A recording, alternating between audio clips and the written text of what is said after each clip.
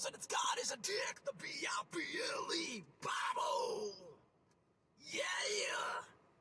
Sorry about that. I was just feeling a little extra theatrical today. And plus, I mean, why not? It's a special occasion because today, in this series of The Good, the Bad, and the Bible, we are going over the 10 Commandments.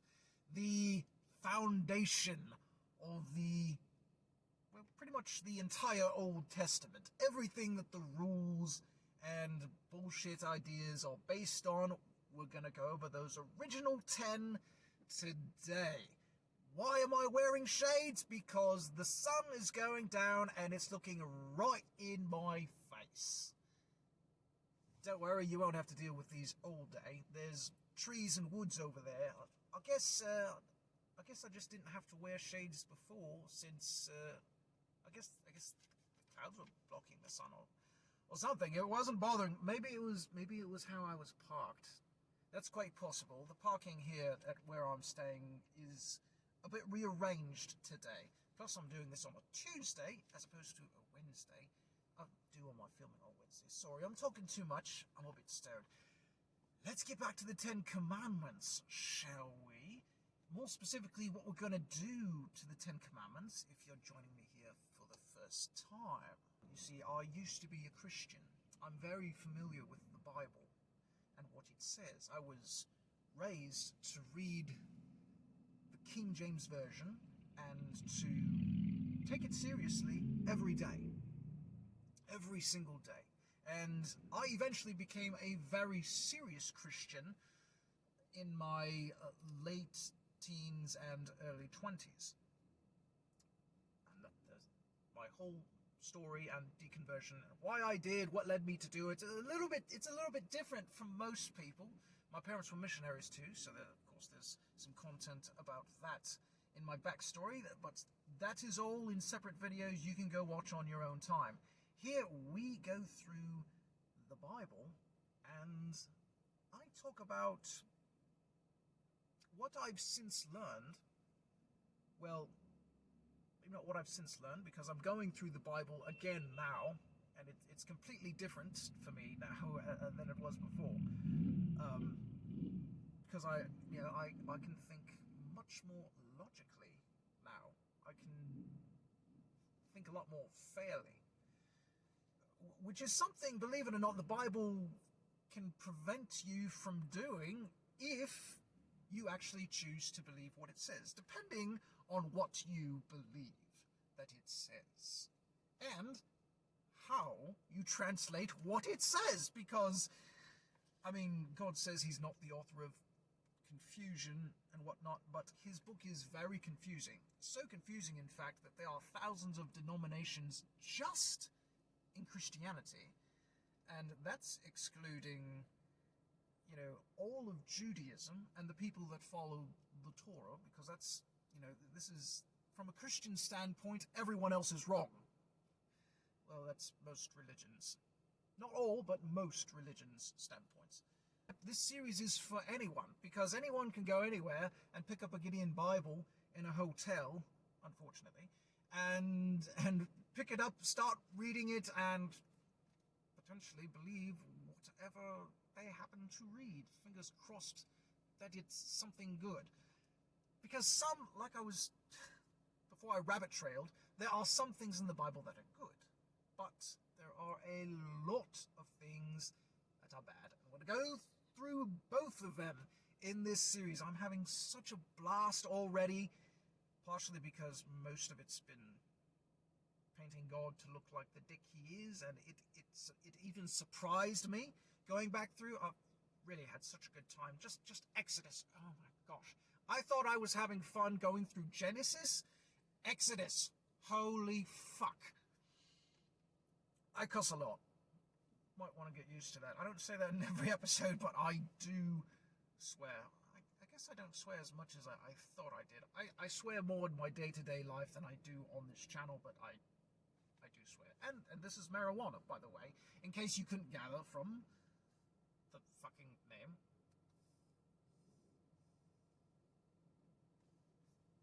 And just to add to the differences of this episode over all the rest, now I shall introduce myself. My name is Rogan, and you are watching The Mysterious Stoner in Ebola.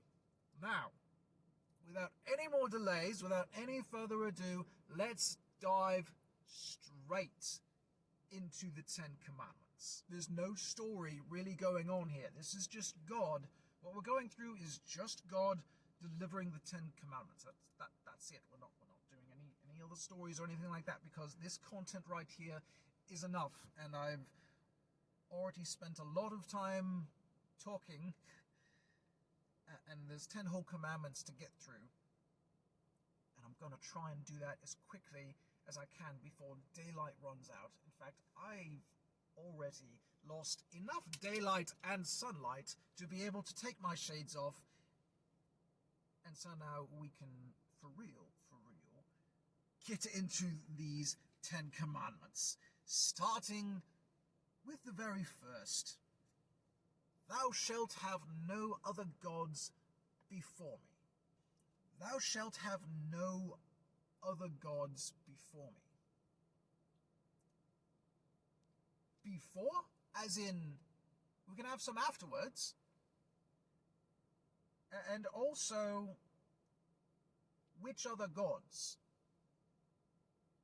Now, Christians will immediately jump on this and say, well, of course back then, and it gets right into the next commandment, which is, don't make any idols, they call them graven images, or anything, don't make any statues like what is in the sky, heaven above, or in the earth, or under the sea. So basically no statues of any kind, and thou shalt not bow down thyself to them nor serve them.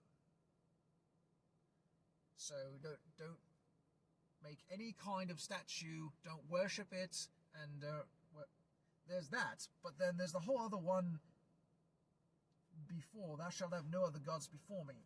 Today, a lot of Christians will say that means it's referring to things like money, or sex, or drugs, or power, or it could literally be, it could be something good, actually. Like if you are into doing something good, but if God isn't at the forefront of it in your life, then you are sinning, because whatever you're doing, even though it might be a really good thing that you're dedicated to doing, that you're all about,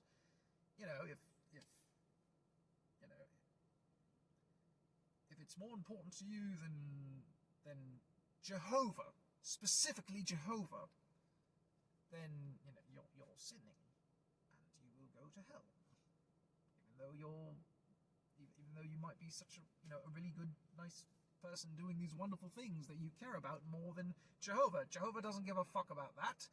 No other gods before me. I always come first.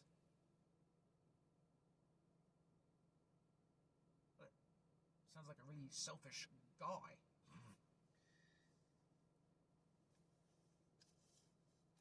I think if God were to have sex, he would definitely be the one to come first. No doubt about that.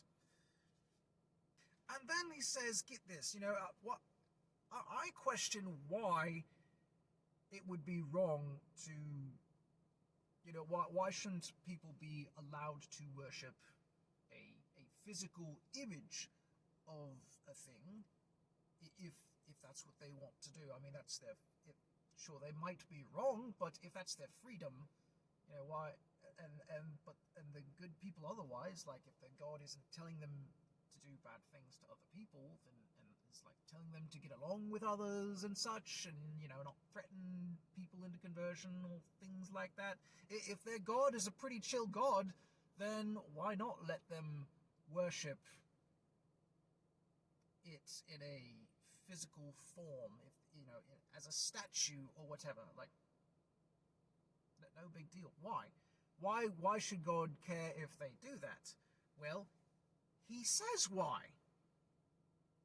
He doesn't say that it's because the gods are not real. He never says that here, actually. Nowhere. His reason, he doesn't even say explicitly that it is sin. The reason he says, "Thou shalt not bow down thyself to them, nor serve them." Why? "For I, the Lord thy God, am a jealous God, visiting the iniquity of the fathers upon the children unto the third and fourth generation of them that hate me." So God's jealous, and apparently there are people who, or there's someone out there who hates him. Besides me. Like, apparently there are people who've always hated him. Can't imagine why, given all the things I've been reading about him and getting to see lately. Oh my gosh, God is such a wonderful person, brainwashing people and telling men to cut their penises off for no other reason other than to show their loyalty to him. Literally, there's nothing about the medical shit, the health benefits. I refuse to buy that shit. And there's nothing in the Bible about it, so yeah. God is a jealous God. He gets jealous over people worshipping other gods besides him. Now, answer for me this, Christians. If we are to be like God,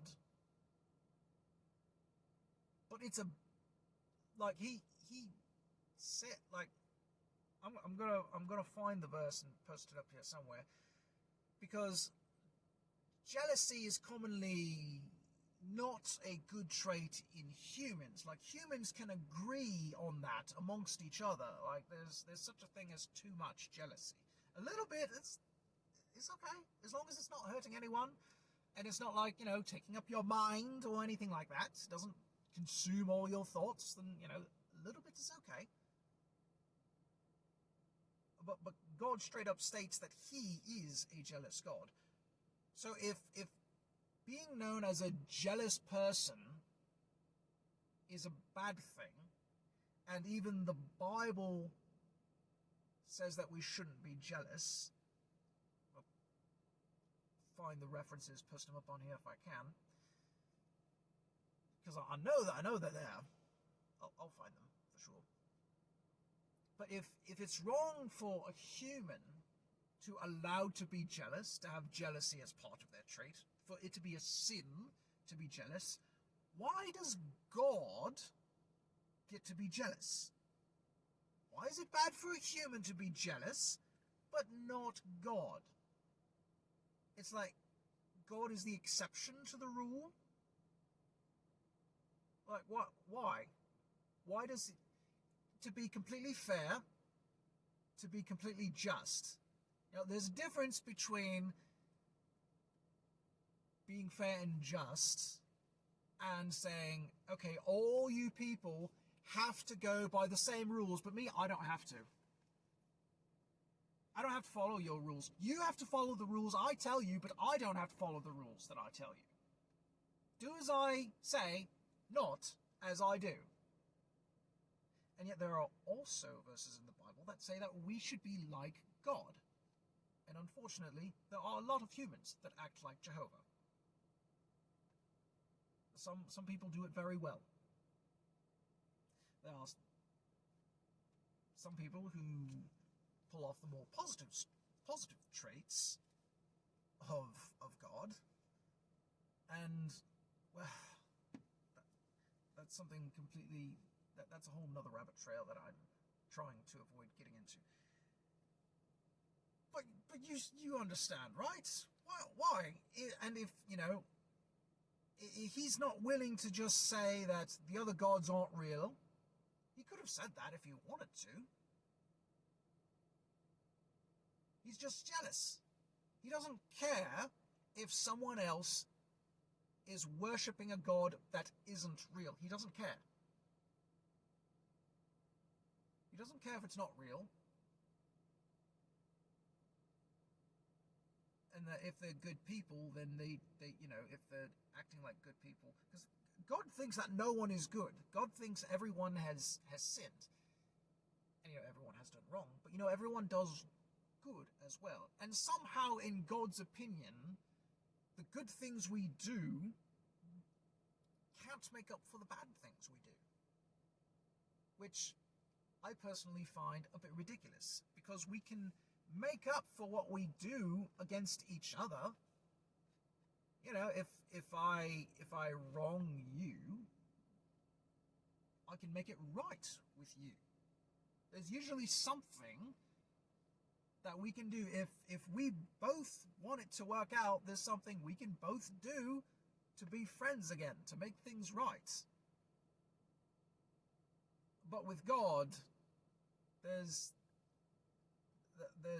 killing animals and blood. He's cool with that. He's cool with killing his own son to be able to forgive everyone. But we humans, between each other, we don't have to do that. If you offend me, I don't need you to kill your firstborn son to appease me, unless I'm a really huge fucking dick of a human. So what makes God not a huge dick of a god to not be able to forgive us without the shedding of blood? Without the shedding of blood, there is no remission of sins. Yes, well, in that case, let's just apply that to literally everyone else we meet, so we can be like God and say, oh, my friend offended me. Well, he's going to have to kill a pigeon to make it right, or something along those lines. He has to kill something for me to be able to forgive him. Doesn't that just sound petty as fuck to you? It should. Because there's a lot of mistakes we do we don't even mean to do. Alright, fine, let's move on to the next one. I'll stop dilly-dallying on God being jealous. And oh fuck, I didn't even get to the thing about people hating him. Well, I did a little bit. Screw it, let's move on. We've got commandments to get through. Commandments that most people don't give a fuck about or even know, because most of them don't matter. Alright, sorry.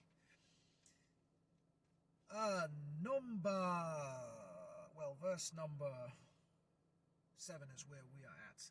Thou shalt not take the name of the Lord thy God in vain. What that means, for those of you who don't understand Bible talk, it basically means swearing.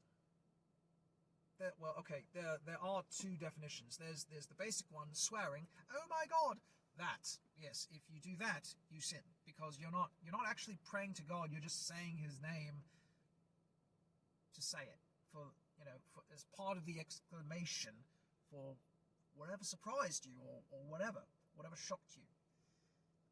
So God has issues with that. It would be like someone, like if, let's say example, if your name was Sarah, and someone said, "Oh my Sarah," instead of "Oh my God," like how weird would that be? Like, okay, that's fair, but guess what? God is such the word God is such a generic term for so many religions. That's why so many people don't really have a problem with using it, saying, "Oh my God," like it's really nothing. God.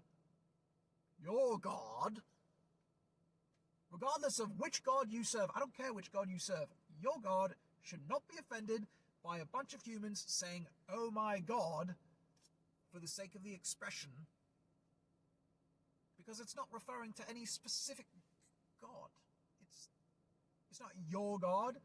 It's not Odin or Anubis or Those are just the first two that popped into my head. But yeah, it's not Buddha. Well, it's not technically God, but you get the idea. It's not Allah. It's just, oh my God, it's God. God. The thousands of fucking religions all over the world, and you think that just because someone says, oh my God, their use of it is in reference to your God, like Yahweh. Think for a fucking minute about how many other gods are out there. Like, again, he doesn't understand. He has no sense of real fairness or like shit. But then there's the other one that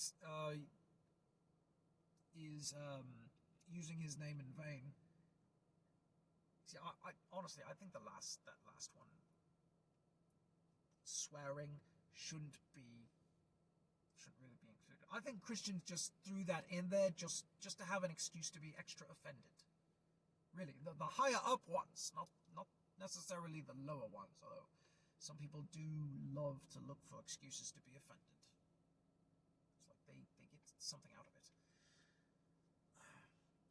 But the other one, the one that makes a lot more sense, it would make sense with any god, really, is taking his name in vain. Like a situation of that would be, well, like for what a lot of Christians think that the Pope is. Because Christians don't believe in Catholicism, and they think, or most Catholics are going to hell, and a lot of them probably think the Pope is going to hell too. But they, or like my parents, would consider the Pope someone who uses God's name in vain, because he does things in the name of God, but he's doing it wrong, or he's doing it for his own reasons, or whatever have you. They're pretending to do things in the name of God. And I'm not saying the Pope isn't a genuine Catholic in his heart. I'm sure some popes were. Definitely not all of them. I'm not that fucking stupid, all right?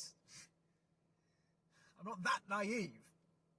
As sheltered as I was raised, I am not that naive. And plus, Christians love to know, they love to look for the failures everywhere else in the world around them, and then make excuses for the people in their own circles when they fail, even if they fail on purpose. And then we come to the next commandment, which is, remember the Sabbath day to keep it holy. And then God goes on a little bit to talk about what exactly he wants done in order to keep the Sabbath day holy. And that's not just the whole meal deal in the Passover for, remembering that they left Egypt. There's also no work, like at all, for that day. He explicitly states, in fact, 6 days shalt thou labor and do all thy work. But the 7th day, no one is supposed to work. No one, not even your work animals or your servants, anyone. Not even the strangers that are visiting you are allowed to work on this day. You are implementing your law on complete strangers that are just passing through or visiting. That seems a bit much. No respect for other alternative forms of belief whatsoever. Fuck the strangers. If they have work that needs to get done on the Sabbath, they're not doing it, according to this. Fuck them. No wonder people hate Jehovah. That's not even scratching the surface. Next commandment is actually a good one, believe it or not. The next 3, in fact. But one at a time, of course. The very next one. Honor thy father and mother. this is a good one. Although it can be hard, honestly. And because not everyone has the best of parents. I did not have the best of parents. I did not have the worst. Definitely not the best.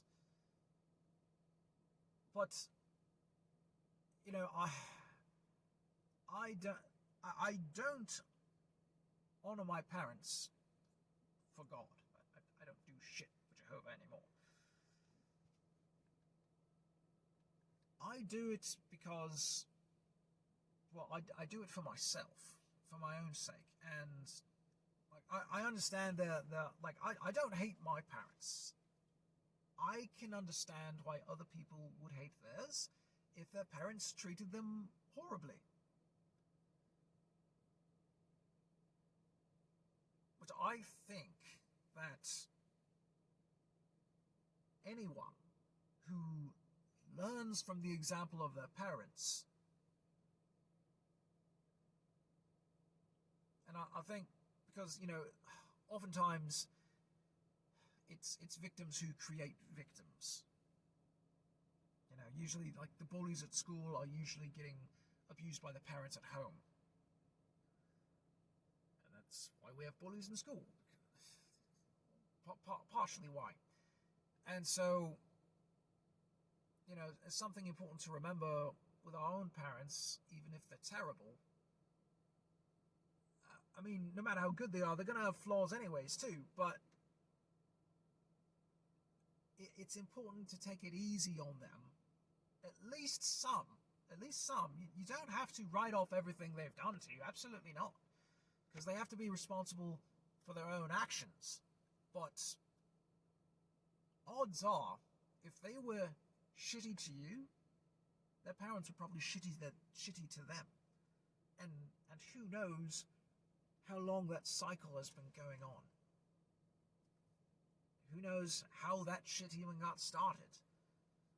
There was probably a time where the parents in your ancestry line weren't so terrible. And then someone started slipping down the path and it grew worse. You know what? If you learn to not be like them, I think you're honoring your parents by choosing to take the better route, to take the higher road, basically. You know, I think it's important that you know, we come to forgive our parents a little bit, at least, because of how they were treated. If they weren't so good, I know my father, especially, was not treated well by his father.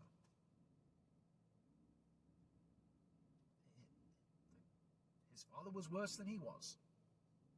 Somehow. I can't completely imagine. But he was.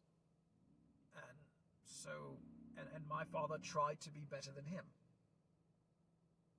And, you know, if I were to have children, I'm honestly a little too afraid to have children. Because I don't want to be like my father. So I'm not saying that not having children is the way to honor your parents' shitty decisions. That's just me. That's just me. You do you. Okay. Let's get on with, but you know, learn from your parents' mistakes. That really is how you ultimately honor them, and you know, it's good for you, and it can be good for them. You know, if they see that, and they, you know, hopefully they see that, and they, you know, they think better of their poor decisions. Next commandment: thou shalt not kill. That is the wording of the King James Version. The correct word to be used here would actually be thou shalt not murder. And I of course, I absolutely agree with that. No one should kill in cold-blooded murder. If you're going to kill someone, I mean, it should be within the legal bindings of the law, of course. And, you know, if it's going to be within the legal bindings of the law, it should be for a good reason. Revenge isn't really the best reason to kill, because violence begets violence, victims create victims, and if you want to stop bloodshed and make a difference, stop people from hating each other so much, you have to stop taking part in that shit yourself. You have to stop being one of the murderers that is part of the family feud, and I'm not... Okay, sorry. I'm getting a bit more into this than maybe I should.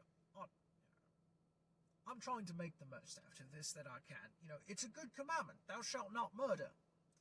And I feel like it should have a clause attached to it. Thou shalt not hate for a shallow, stupid reason.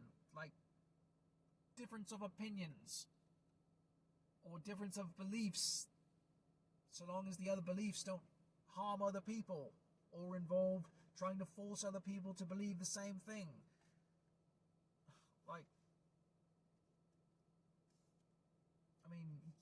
You give someone enough hatred, they'll eventually want to murder.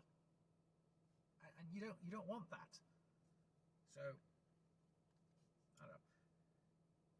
Thou shalt not murder. Good one.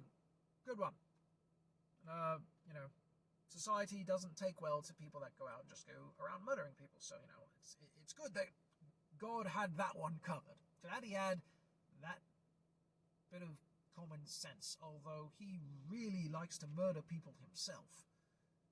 A lot. And he likes to tell the children of Israel, well, his people, to kill others a lot. And murder children and such. So great lesson for us, for us to not murder, but, God doesn't really take his own medicine here. Again, do as I say, not as I do. Or, maybe sometimes I'll let you kill people too, if I give you permission. Yeah, no, I don't think that would be a great God to follow. Next commandment, thou shalt not commit adultery. That has nothing to do with growing up, just so you know. Well, okay, because only adults can really commit adultery. I hadn't thought about that. Alright, but basically what that means is don't cheat on your significant other. Also a good one. Don't cheat on your spouse, your significant other. Excellent advice. Can't repeat that one enough. Thou shalt not steal is the next commandment. Well, alright, for the most part, I agree. It would be good if there was a little clause, like, under warfare, or, if we're at war, stealing from the enemy, or, something like that. If that were okay, maybe it's assumed that that's okay, because, well, they do that a lot in the Bible too. They go, they invade nations, they kill people, they murder the women and children sometimes, and sometimes even the animals, and they take all that belongs there. Sometimes they'll keep the women and children alive and make them slaves too. So they're totally cool with stealing at war. Okay, makes sense. Don't steal in general. The only exception, I would say, is if someone who is a known thief, like you steal from a known thief, like Robin Hood stealing from the corrupt rich to give to the poor who need it. I'm all for that kind of vigilantism. When the law is corrupt and the church is screwing people over, absolutely. Well, that's really all the church has ever done. But absolutely. Sometimes stealing is a good thing. When you're stealing from people that are abusing the money or whatever they have, that would whatever it is they have, the money, the contents, whatever it is they own, that would be better off in the hands of someone who could use it and would appreciate it. Tough break for the Catholic Church and all the gold they have. I wonder how many people they could feed with just the wealth in the Vatican, but instead they just hoard all that shit. There are a lot of people that could use that money, well, the money that could be gained from the wealth that is there. It's very, very selfish of God and the Pope and all the Catholic priests who say they care about humans to hoard all that wealth. They really don't need it if they had faith that God would take care of them, but I guess their faith is just really, really, really, really, really weak. By the way, I'm not encouraging thievery either. I'm just saying I could think of reasons why stealing might be okay in certain situations. And I will leave the commandment of thou shalt not steal on that note. The next commandment is a little bit similar, actually, in the grey area. Thou shalt not bear false witness against thy neighbour. Basically, don't lie to anyone, not just your neighbour next door, to anyone. That's what's implied. That's how Christians take it and everything. And you know what? There are absolutely situations where lying could be very useful and could save your life even, and could even result in good consequences. Like actual, not just good for you, but good positive consequences. Spies have to lie about their identities in order to get whatever secret information they need so their side can win. Sometimes their side's bad, sometimes it's good. I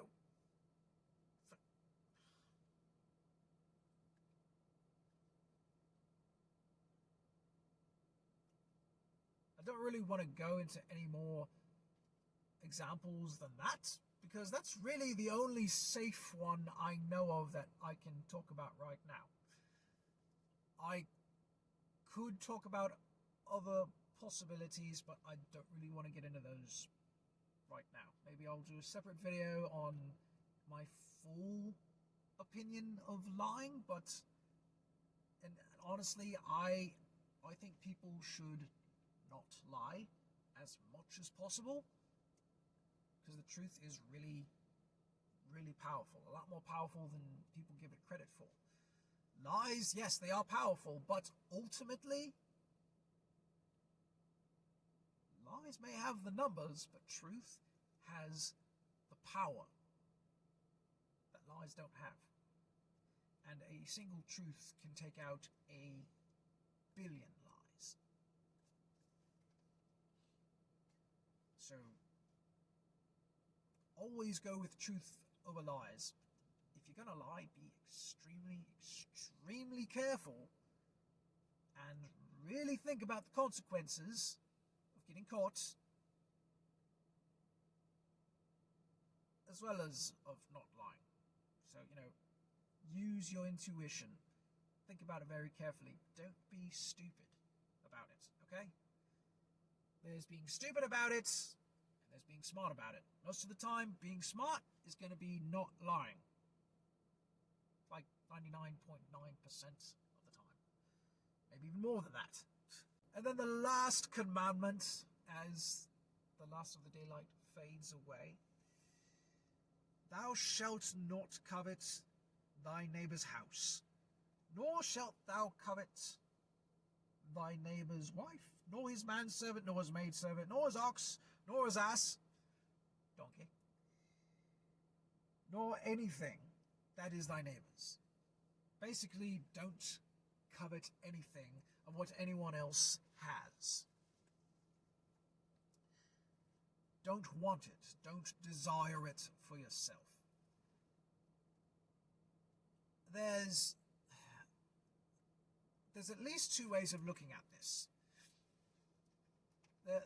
There's that one that I just gave you, and that that's the easier one to go with, and of course that's how I was originally taught. It's what it was implied to me originally. But even as a Christian later on, I came across a different viewpoint of it, which of course I've tweaked just slightly now to try and embellish a little bit more. Coveting, from how I came to later understand it, is basically that it's not that you just want the things or similar. It's not that you want similar things to what your neighbor has or the person you envy. It's not that you want things like what they have. You want the things themselves that they want. You might want their specific wife. That makes the most sense. But you might want their specific car that they have. Not even another car like it with a different, VIN number and license plate. No, you want that guy's car, his customized personal vehicle, perhaps. Or you want his own personal house to be your own. That is what this commandment is against. It's not saying that you shouldn't want to be like that person. It's not saying that you shouldn't want to have, a great spouse like that person has. You can have one for yourself and they can have theirs. It doesn't say that you shouldn't want to have a nice car like them or a nice house like them. You can have one of your own.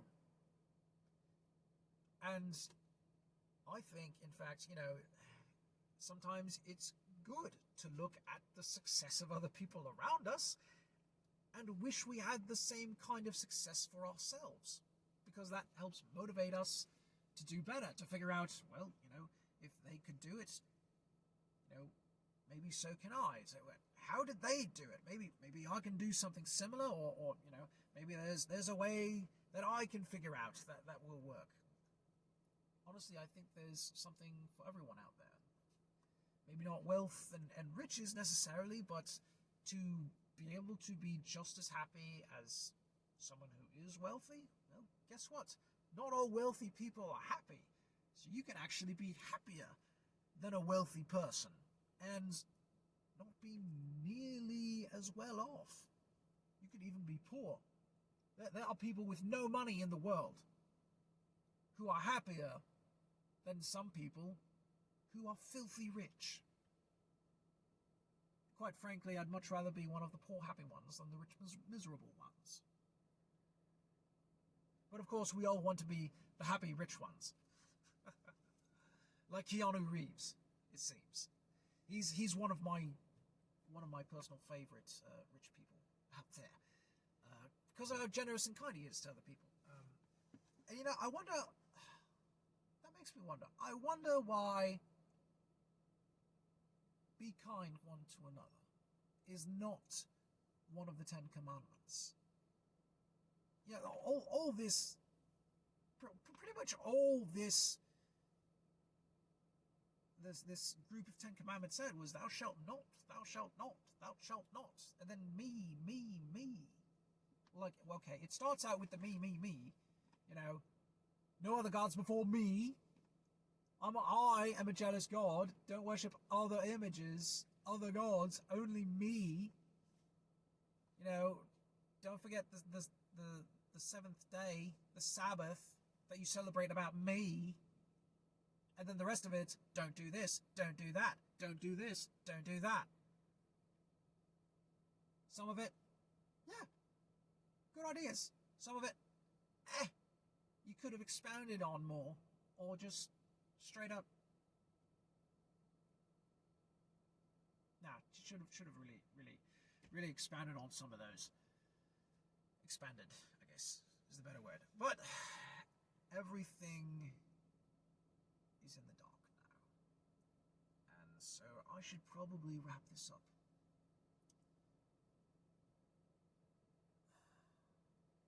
But why? Why couldn't God say, as the 11th commandment? Oh yeah, by the way, kind one to another. That's a New Testament Bible verse I just quoted. God waited all the way till after Jesus, his son, was dead to tell people to be nice to each other.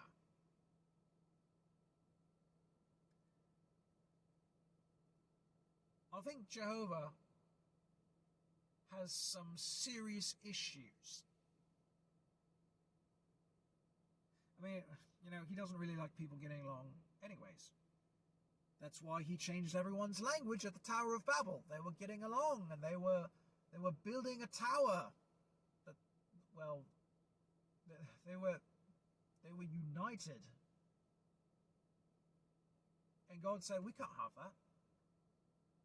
He literally says, look up the story.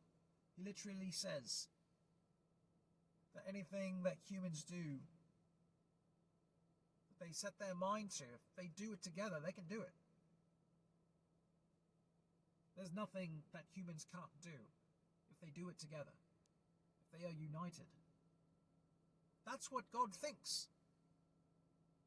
According to the Bible, that is God's opinion of human potential.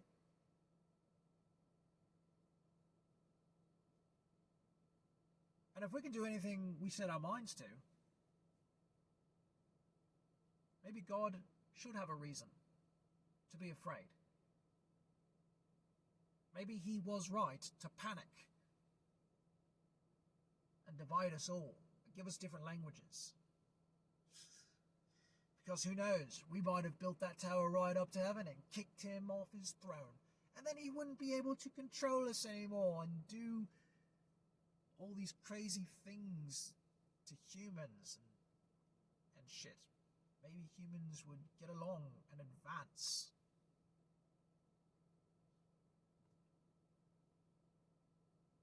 He was afraid that we would realize that we don't need him anymore. That we never have.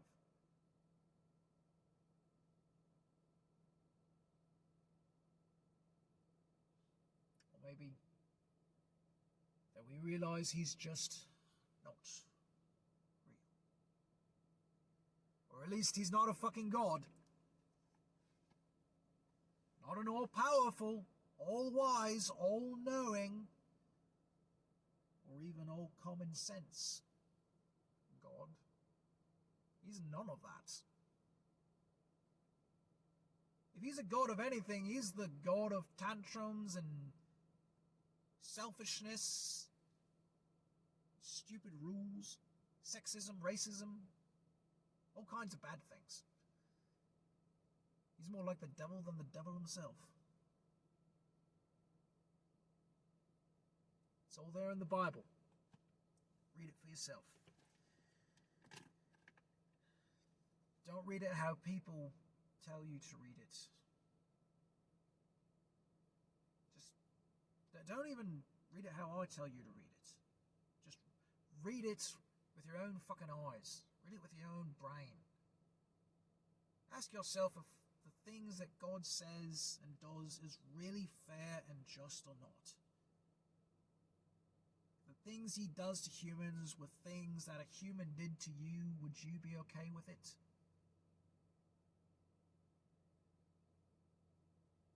He wants us to be perfect and holy like him.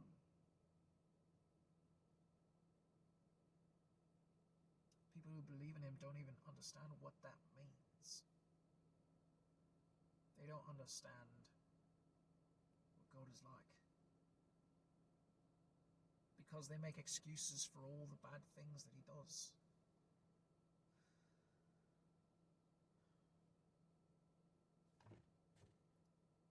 God's not mysterious. He's just an asshole.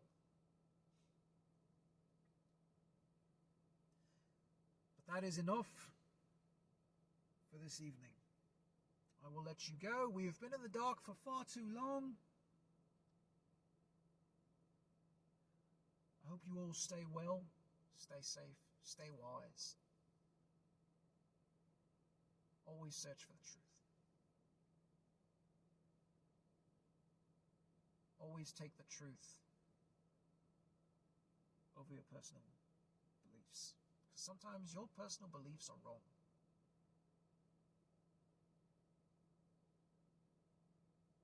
I want to finish with this quote.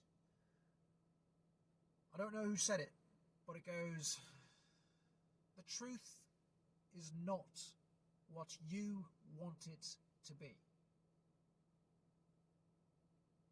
It is what it is, and you must bend to its power or live a lie."